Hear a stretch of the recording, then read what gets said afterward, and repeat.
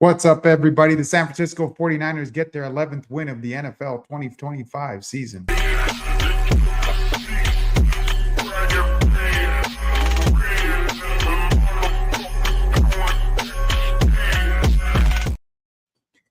What's up, everybody? The San Francisco 49ers come out and play an unbelievable game on the offensive side of the ball.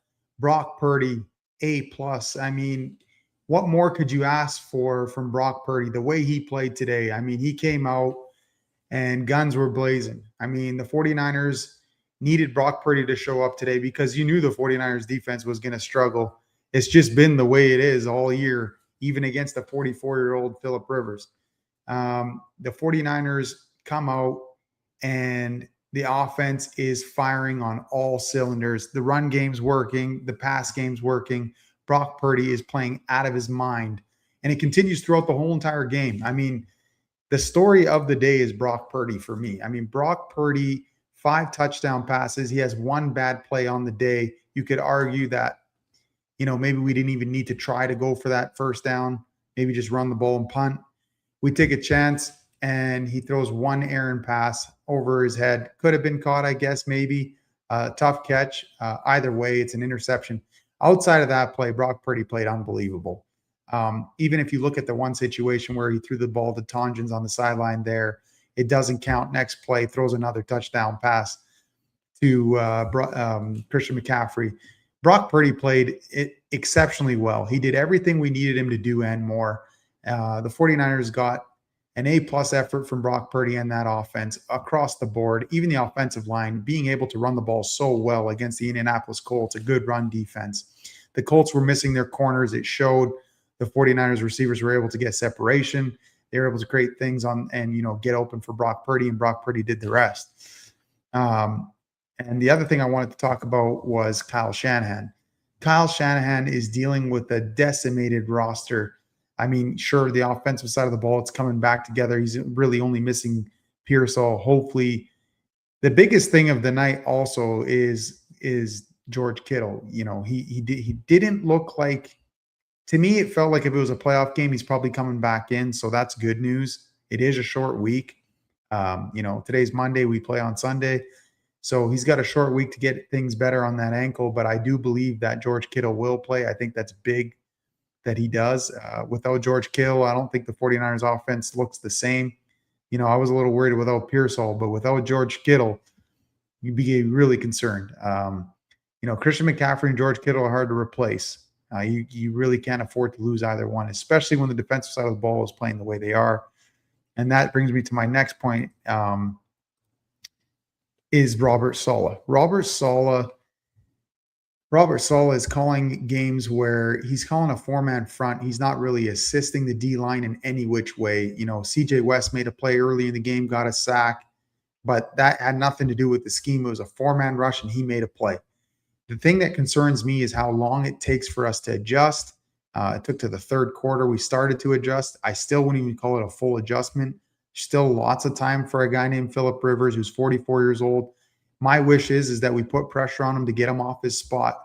And an old guy like that, once he has to start moving around, it's going to show. And you kind of seen that. When the 49ers started to blitz, he didn't look as good. And finally, the punter started hitting the field. And that's what we needed. I just felt like it was a little bit late. I think the better teams will make us pay if we take that long to adjust. And the other thing too is in coverage. We played so much man. I didn't even know the 49ers were a man defense, but tonight they were, and it didn't look good. You seen bunch on the offense, and he still tried to play man through it, and guys were getting open through picks, and it's just unfortunate to me that we're this far into the season. And I just feel like we need to do more to help this lack of a roster, I guess is the best way to put it. With Fred Warner out, Bosa out, the 49ers need help on defense, and it's not just through players. The coaching staff could be better, if you ask me. I think Robert Saleh is calling a very vanilla game until he's forced to do otherwise, and that's kind of what you've seen tonight. And when he did otherwise, it looked better. I can't say it looked great. It probably will never look great with that roster. The defense is not the most talented, and it shows. But I just feel like he needs to do a little bit more to help that defense get pressure. It's the most important thing right now is that we're not able to get pressure. The positive was of the defense is we were able to stop the run. Jonathan Taylor is a very good running back in this league, and he was basically shut down. I think the 49ers did a fantastic job against Jonathan Taylor. And usually when you can stop the run and the D-line can pin their ears back on third down and go after the quarterback, you get good results.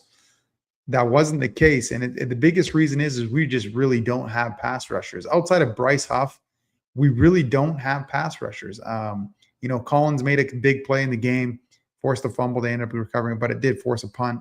It's those things that change the game when you can get pressure on the quarterback. And because we don't have the players to do so, I feel like Robert Saleh needs to do a little bit more in terms of disguising who's coming, whether it's just for coming or not.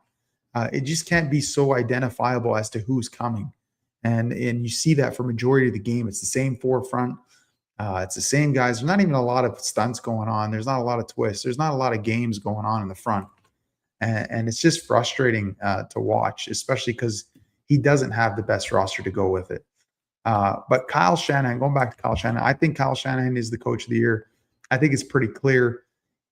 It doesn't really matter what goes on in San Francisco. Somehow we find our way into the playoffs and possibly a first seed. The 49ers have an opportunity in front of them to be the first seed in the NFC.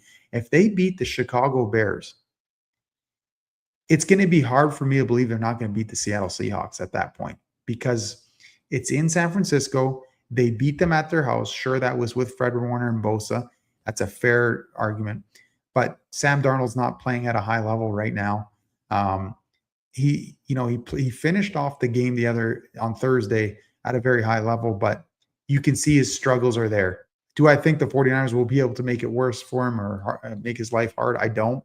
But we need to hope that he makes some mistakes that he's been making and the 49er offense capitalizes.